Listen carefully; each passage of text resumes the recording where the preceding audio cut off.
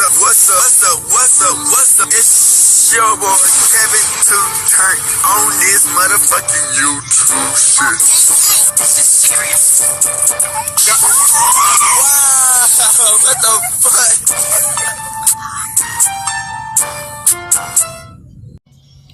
Wow, what the fuck? What's up? It's your boy Catch on YouTube shit. Hey man, say man, we are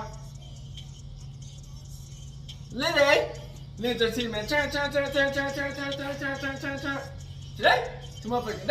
straight in outside, big crib in the game. Outside shit, man. Hey man, stay man, free Palestine, free Congo, Russia do your thing, and take a stand the fuck up, man. Each day, new day, be a better version of yourself. Never let somebody bring you down. Always fight back. Never let somebody tell you who you are. But also never put yourself in a position you don't belong, gang. Hey man, say man, coming to you as a black Kobr Israelite. As a real Jew, gang. Hope y'all enjoy these videos. Support the movement, the revolution, and you continue posting these videos. Alright? Today, it's your motherfucking day. Straight here outside, big crib in the game. Outside shit. Alright, man. So I know y'all been hearing around what's been going on, man. It's sad, man.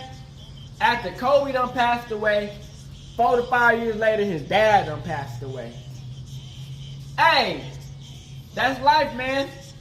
You know what I'm saying? Sometimes the parents outlive the kids. And it's wild because, you know, Kobe Bryant didn't go out on some normal shit. His dad had a heart attack. I think Kobe was set the fuck up with some shit. You dig what I'm saying? But we have some videos about his wife and how she felt about the past he did trip, and about his friend exposing Kobe of how he wasn't such of a good friend and how he betrayed his parents and shit, man. This shit is wild, man. Kobe as a basketball player, goated, top tier, one of the best.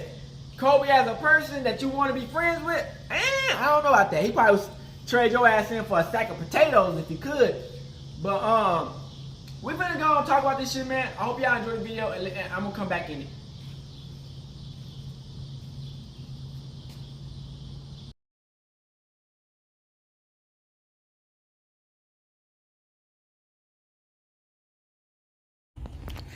Shout out to Culture Spill, man. Be focusing on paying their last respects.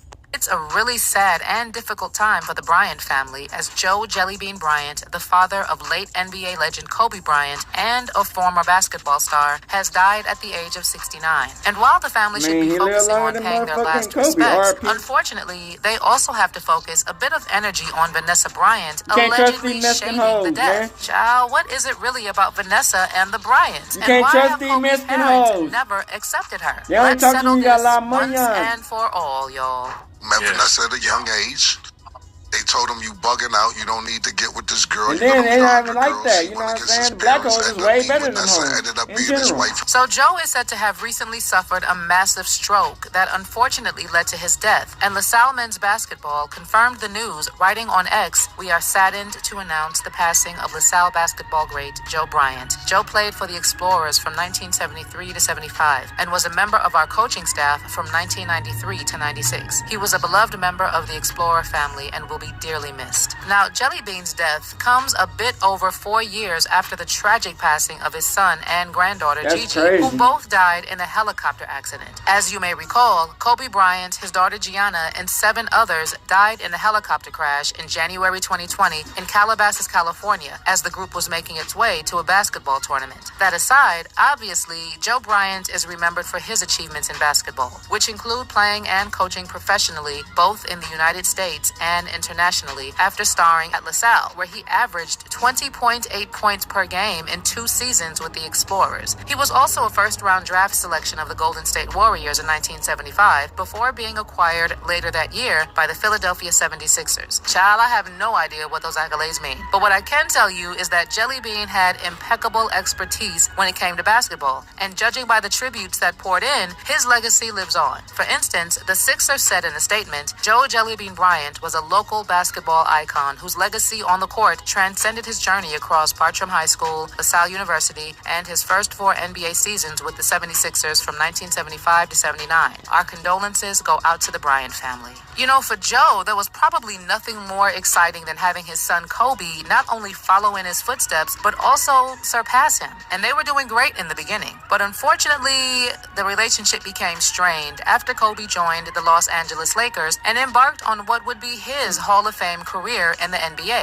As for what caused the rift, one was money issues and the other was his wife, Vanessa. Now, about the money, Kobe shared in an ESPN interview in 2016 that he had not spoken to his parents in 3 years after they auctioned off several items of his memorabilia without his consent. He told ESPN at the time, "Our relationship is ish. I say to them, I'm going to buy you a very nice home, and the response is, that's not good enough? Then you're selling my stuff?" Then, after the outrage, Kobe's parents released a statement saying, "We regret our actions and statements related to the Kobe Bryant auction memorabilia. We apologize for any misunderstanding and unintended pain we may have caused our son and appreciate the financial support that he has provided to us over the years." But Kobe was already super mad and did not understand why his parents would do that to him. In fact, Kobe said he was proud of his sisters, Sharia and Shia, who had learned to accept, unlike his parents, that he had removed money from his relationships with them. He said, "They're very smart, college-educated women. I'm really proud of them. They were able to get their own jobs, get their own lives, take care of themselves. Now they have a better sense of self, of who they are as people.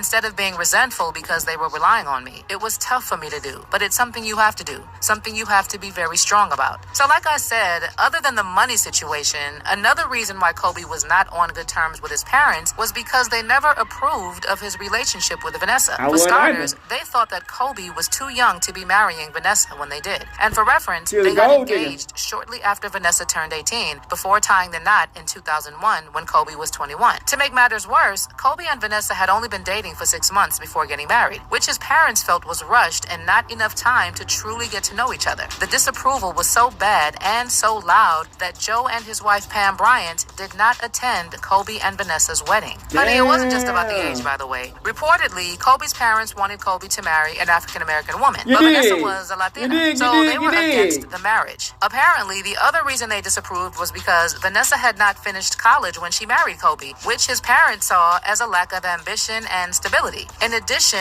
there were also reports that Vanessa was very controlling in the relationship and tried to isolate Kobe from his family, which further increased the tension. Remember, there were also claims about Vanessa being a gold digger, including from her stepfather, who said in 2011, after Vanessa filed for divorce from Kobe over infidelity allegations, that she was a money grabber like her mom. Yeah, the divorce was called off, but Vanessa's stepdad had already told TMZ her mother taught her well to wait for the 10-year mark before divorcing. In California, it's considered a long-term marriage, and then she gets paid for life or until she remarries, just like her mother is doing to me. I have to pay her mom $1,800 every month, and clearly they don't need it. So is this how Kobe's parents also viewed Vanessa, like a money grabber? And let me not even begin with the allegation that Kobe took care of Vanessa's mom more than his own parents, which supposedly made his parents feel some sort of way. Child, I don't know about Vanessa being controlling or about her being a gold digger, but what I can tell you is that the situation stressed the hell out of Kobe. In fact, for those who recall, in the 2001 NBA Finals, the Lakers went up against the Philadelphia 76ers, and Philadelphia was Kobe Bryant's hometown, and his parents lived there, but they did not show up for any of his games during the NBA Finals, as they were not speaking to him at the time. This is actually what led to that iconic image of Kobe sitting in the shower with the championship trophy and looking sad. Anyway, a lot of that relationship was also explored in the book, The Rise, Kobe Bryant and the Pursuit of Immortality, which was published 2 years after his death. One of the people who shared their experience was Jeremy Black Foundation for help black people out. Of Kobe Bryant. During his time at Lower Merion, Jeremy said that he noticed something really interesting during his time at the burial ceremony, which is that Vanessa talked about Gigi just as much as she did about Kobe. And during the ceremony, there was no mention of Kobe's high school days or of his parents. He also specifically said that the iciness between Vanessa and Kobe's parents was still apparent. And from what Jeremy saw, they never interacted with or so much as glanced at each other before, during, or after the ceremony. Baby, all this certainly explains Vanessa's reaction to Joe's death, as she posted about the passing on her Instagram story, saying, "Sending our condolences upon hearing the news of my father-in-law's passing. We hope things would have been different. Although the times we spent together were few, he was always sweet and nice to be around. Kobe loved him very much." I mean, Bryant sending her condolences condolences to the Bryant on her Instagram story is wild. And you know what? A lot of people definitely noted how it's obvious from her message that there were hurt feelings or a strained relationship. And I see how it kind of looks like a nice way of saying, RIP, but we hated each other's guts. Well, one person wrote in response to the post, didn't have to say all that, should have kept it short but sweet. But of course, let's inform everyone we had issues and that I'm still bitter. But hey, your son loved you. No class at all. Someone else added, timing is bad for bringing up personal family differences. No need to insert internal issues in a message of condolences. Bad mistake, and probably piss off Colby's grieving mother even more. On the other hand, we also had people saying that Vanessa handled the situation the best way she could. Like this person who wrote, I respect the honesty. The world knows there was beef. If she wrote a long, heartfelt message, she'd have been called fake. She'd have been equally criticized for saying nothing. So she was real, and I respect it. But hey, that's just me. But what do you think? Was Vanessa's message just okay given the circumstances Man, of the she's a relationship? gold Or digger. do you think She got all should that have goddamn handled money that and she better? In make fact, nothing. She do what are your genuine thoughts on shit the with that relationship shit. still being strained? Nigga, she could have many did. years She could have later? made a black Drop those thoughts foundation in to the help black comments people out. section below. This bitch is a hoe. Simple. Shout out to know your celebrities, man.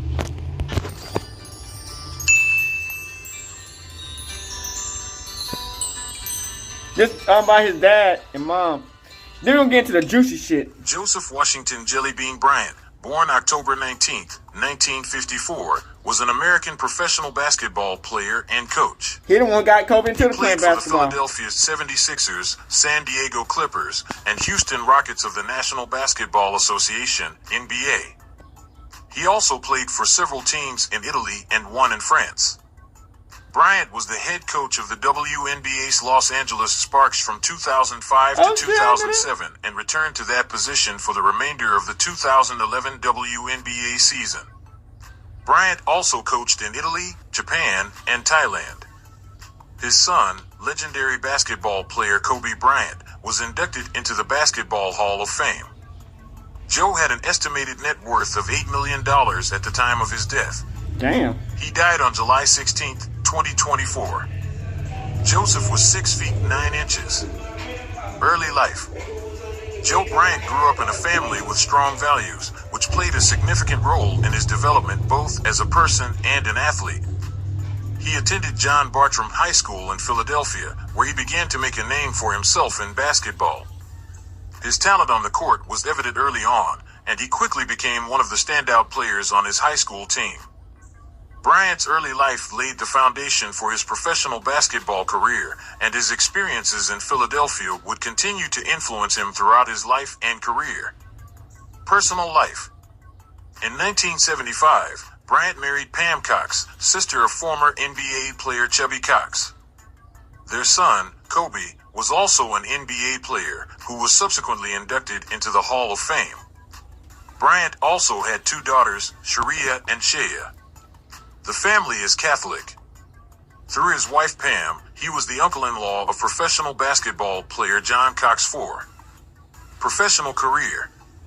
After starring at La Salle University, he was drafted by the Golden State Warriors, but traded to his hometown team, the Philadelphia 76ers, where he played for 4 seasons. In his second season, on the 1976-77 76ers, he played alongside NBA All-Stars Julius Erving, Doug Collins, and George McGinnis. The team reached the 1977 NBA Finals, eventually losing to the Portland Trail Blazers 4-2. Before the 1979-1980 season, the Sixers traded Bryant to the San Diego Clippers, where he spent 3 seasons. In the first game of the 1979-1980 season, played at home against the Los Angeles Lakers, Bryant memorably had a slam dunk over center Kareem Abdul-Jabbar.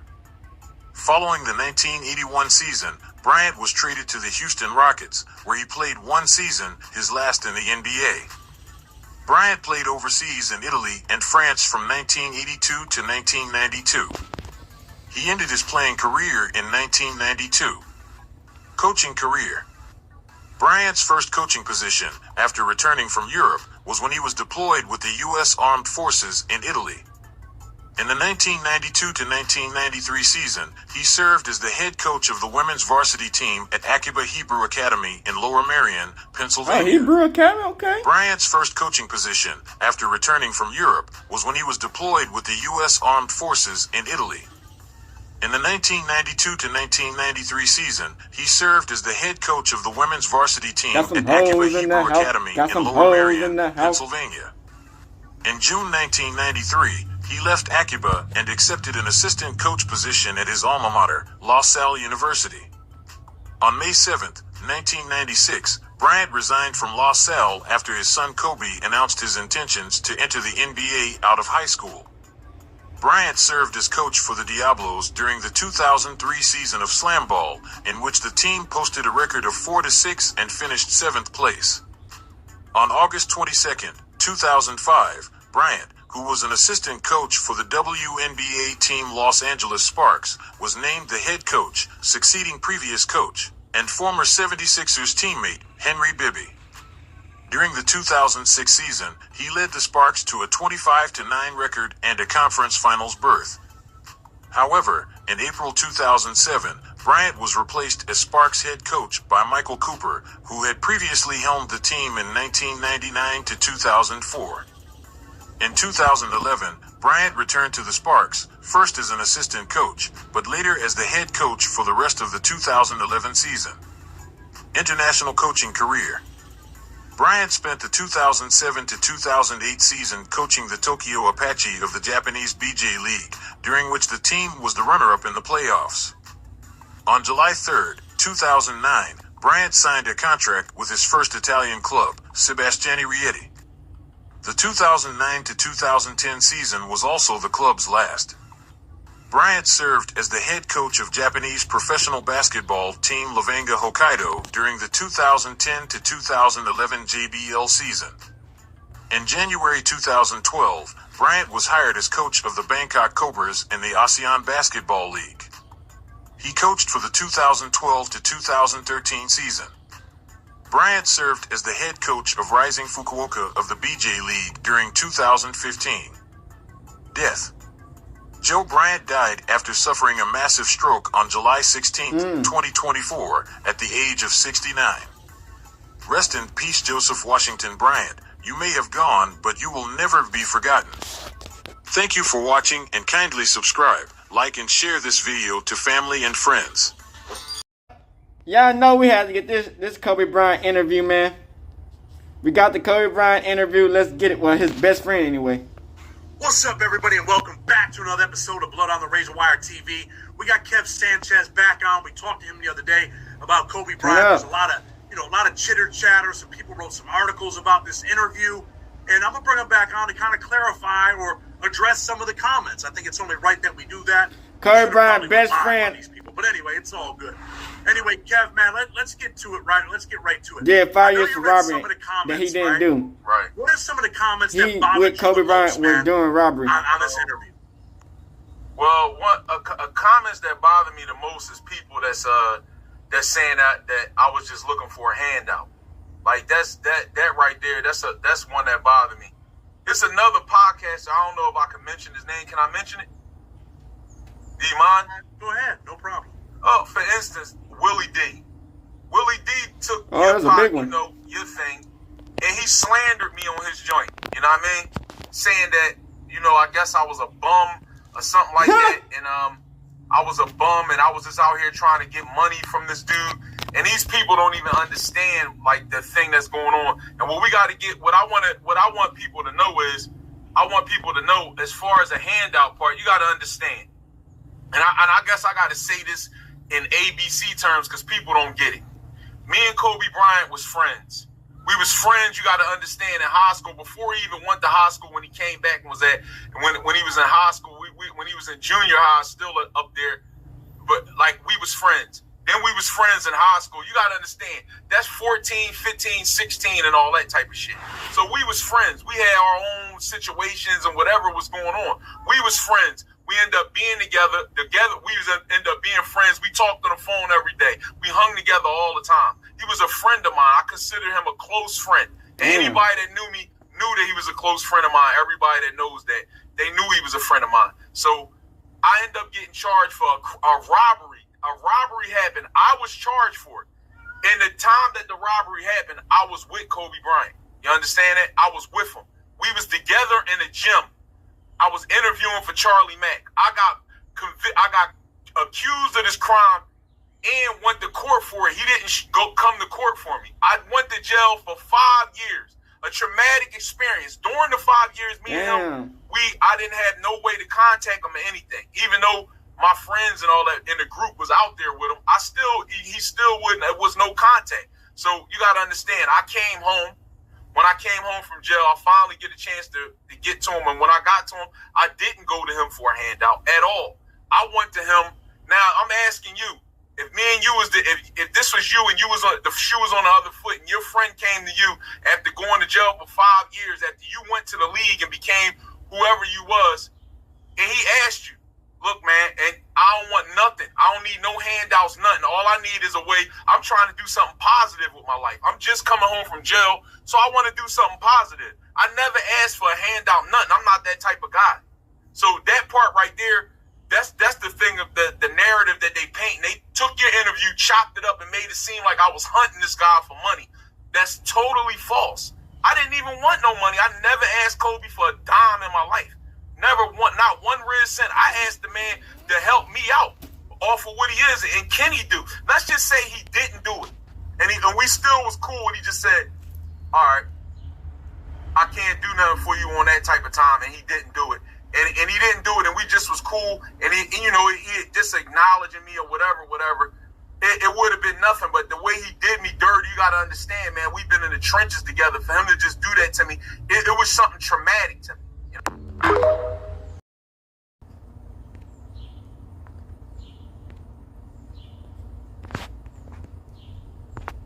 He was around when I battled people. I used to go around and just battle everybody in the city and destroy him.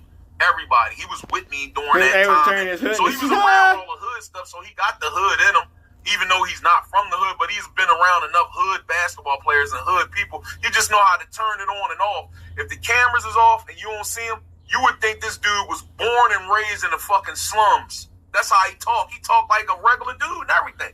That whole persona he puts on is a fake persona. He get that from Michael Jordan. He studied even Michael Jordan's talking pattern. He studied everything about him. Damn. So now, how long you been out of prison, though, Kev?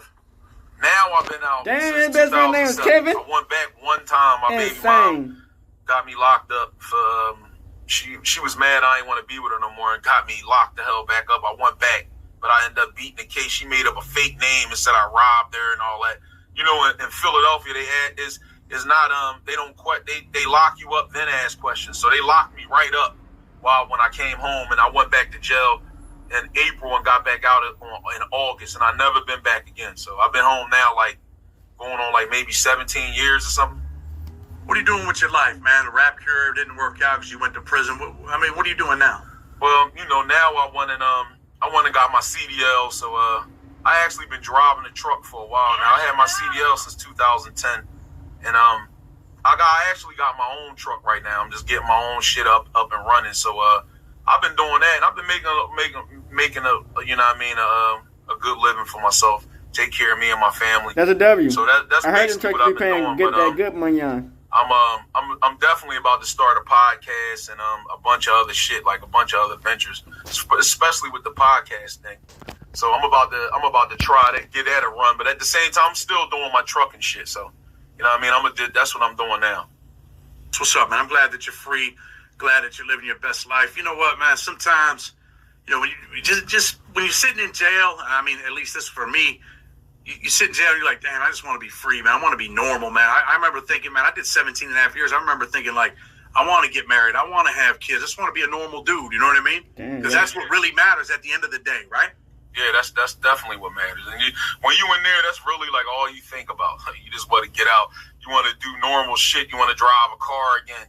You want to, like, weird shit, like I want to touch a tree. It's just like weird ass shit you think about in there. Like when you sitting in there, so many thoughts. Like during my time in there, my brother got killed. So you know what I mean. I took losses and stuff like that. A lot of my friends got killed. A lot of family members got killed. You know what I mean. So I lost I lost a lot being in there. I lost all my shit, being on a run and all of that shit and everything crammed in one. That took like 13 years out of my life that I can't go back and get over again. So, you know what I mean? That's a lot of my youth and a lot of shit I lost by being in jail and being on a run and all of that shit because of this case. That case really fucked me over, man. Especially being an innocent man who was totally railroaded by the city. And it just fucks with me that I can't go back and like sue them or nothing. Because what can I do? My record is fucked up now. I can't do shit because the person who did it, they not gonna come out nowhere and be like, all right, I'm the one who did it, the person who really did the shit. So that just basically, I basically got that F on my jacket. That's why I couldn't get a job nowhere. I couldn't get no job. I had to go get my CDL because without that, what the fuck would I be doing?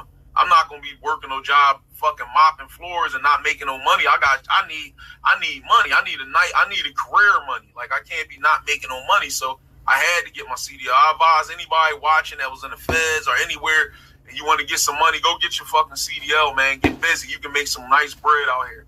My son went to college and he ain't do shit with his college shit, but he got his CDL fresh out of school. He made $32 an hour. So I'm just saying, this is something I advise people to go do. Go get your CDLs. Money out here all over. They need truckers to move shit. It ain't gonna be no robots. That's all bullshit. Go out there and get your CDL, man. You gonna make some money, man. Whether you doing a dump truck or you just buy a big commercial truck and do shit for Amazon, man. Go get that money, because if you keep thinking you're gonna be working at Walmart, no disrespect to the people that do, but if you ain't really got a career job, man, you gonna be out this joint living check to check, struggling. So that's my advice. Sure. Well, listen, man, I appreciate you coming on, man, kind of sharing your experience, your story, little insight on Kobe and how you feel. Anything you want to say before we get ready to go? I just say I appreciate you bringing me on, and so we got this in order. It's gonna be more for us. You gonna post. We got like some more videos, this podcast and shit. What I should do first, and how, you know what I mean. Just a little bit of pointers. You know what I mean. That's really about it. I just wanted to like get that out there and let people know, like, you know what I mean. It's just being at the wrong place at the wrong time. Just being in the hood can get you fucked over. It really can. I did 5 years for absolutely nothing. They will do that. They took a chunk out of my life, and it crushed me. It crushed me, but I was just able to bounce back. You know what I mean? It's all about the get back. That's all. Listen, man, I appreciate. Let's get it. I went to his cousin when the Lakers came, when he was playing his last game, and that's when I found out. His cousin was like, look, because I was talking, big about him. Yeah, yo, my man. They're working regular jobs. His cousin came to me. He said, Kev, I'm going to tell you something about this guy. Dude is a certified piece of shit. And that's when he started running everything down. The man never did nothing for nobody in his family. Like he got a $500 million empire. His sisters was working regular jobs. You see his mom and them got to fucking sell memorabilia and shit. But even when he was home, remember that memorabilia shit? That's because dude just a certified, he just don't care about nobody but his wife and them and a new family. And and all that comes from his wife. Once he used to come back to Philly all the time. That's why I'm saying we were still tight. He came back every summer after the season. Once he met her, he never came back no more. That's when that bitch was a gold digger.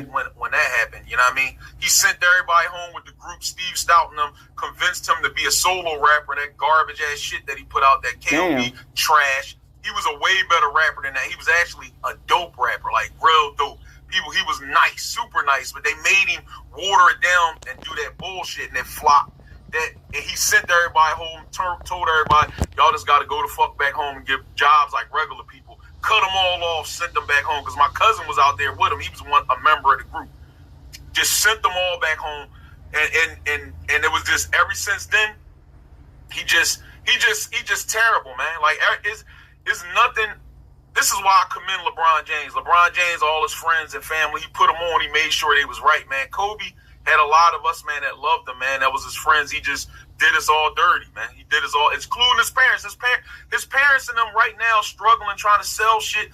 And his wife got control of his empire. You mean to tell me it's no tunnel or funnel where his parents get anything? They don't even get nothing. They wasn't even mentioned at his funeral. Nothing. He wanted to work. I'm telling you, man.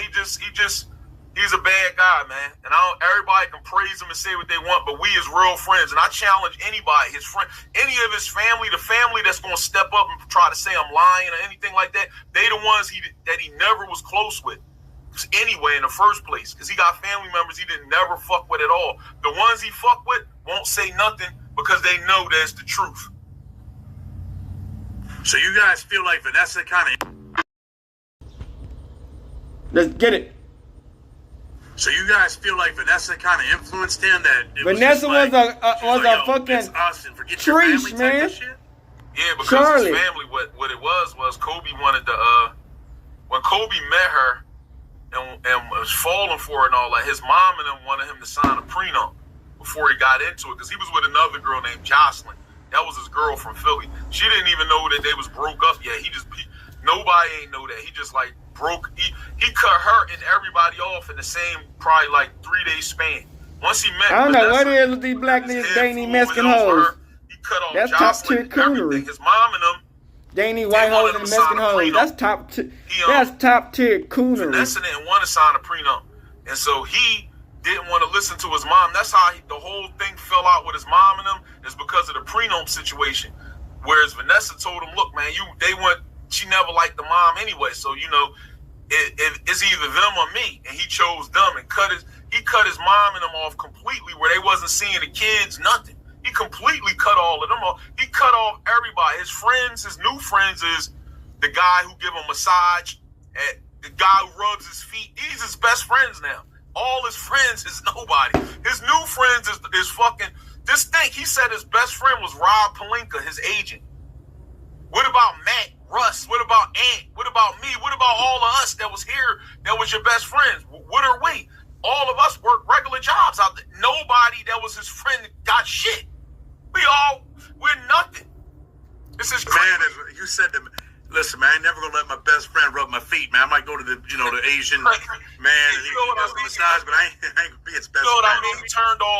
He turned his whole he made a new world for himself. Cut all us off. And you know what I mean? We all sat back, and it's a bunch of us. We still talk now to this day. We all get together like before he died.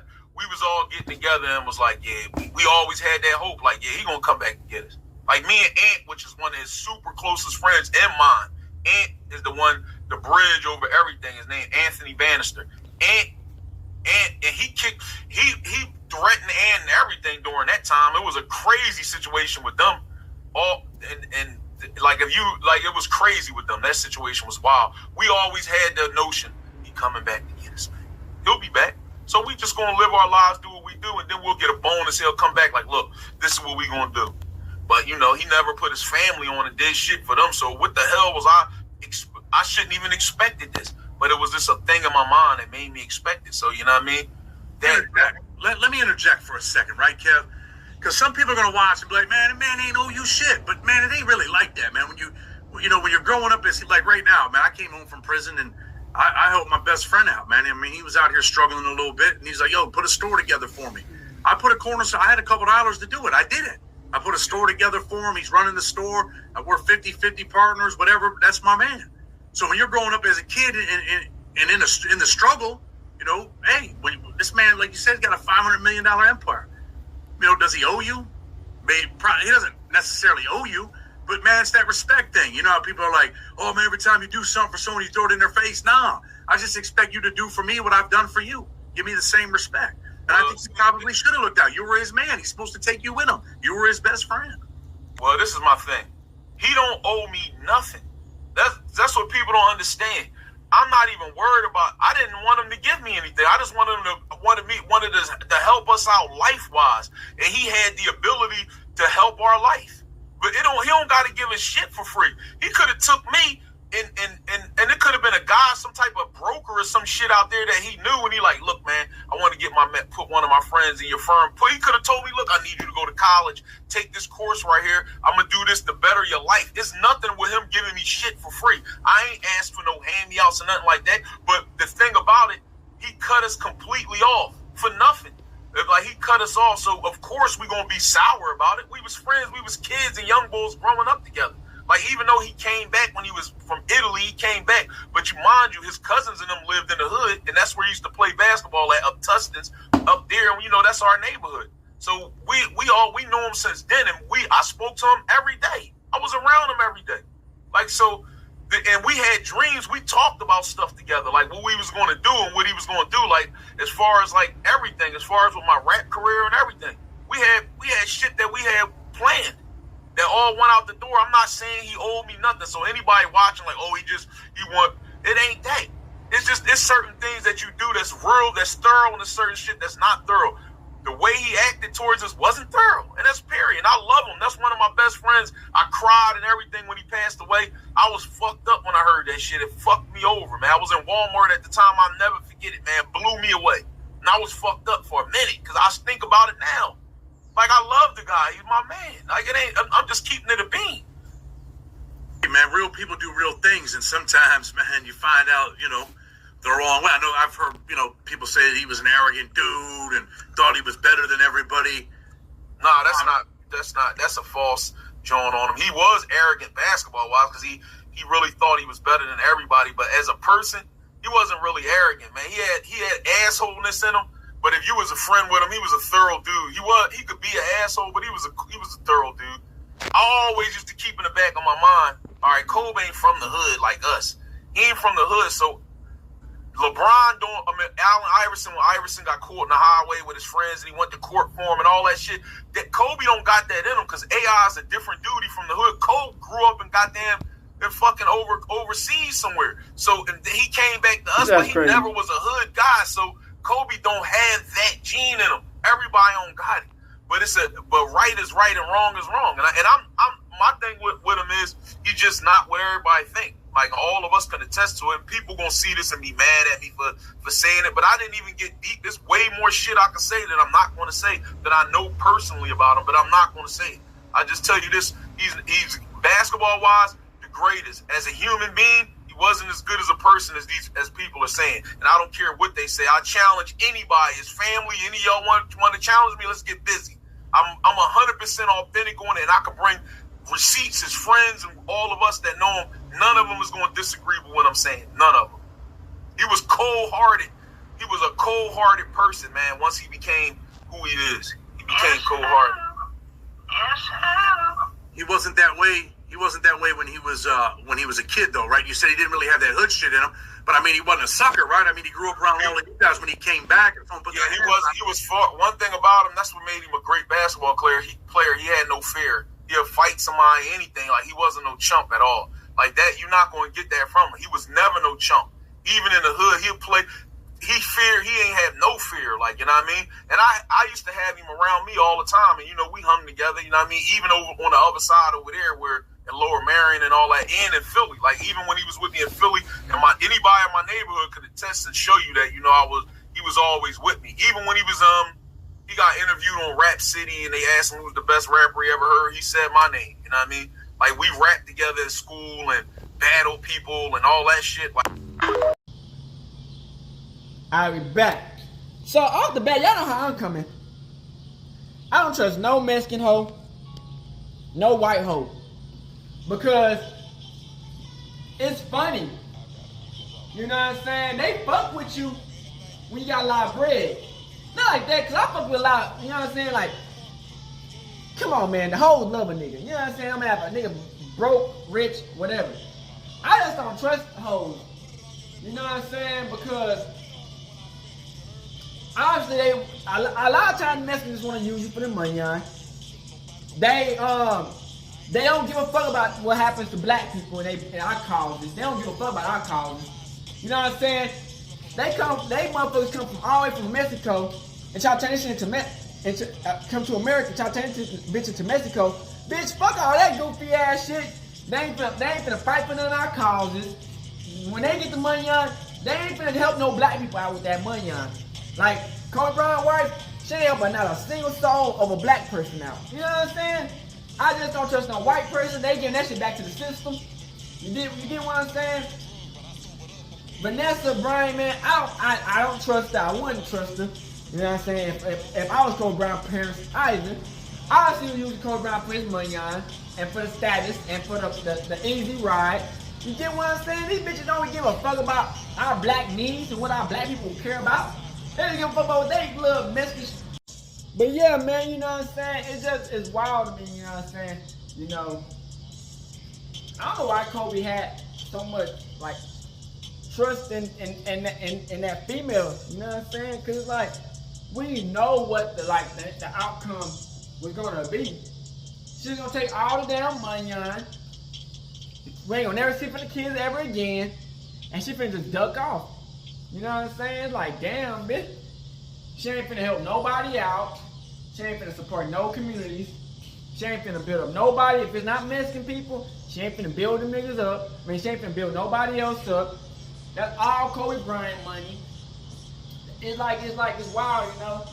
But I feel like, man, Kobe Bryant put himself in a tough situation towards the end. You know, with all that allegations and shit, where you know he had to make something like he had to prove that he really he really messed with her.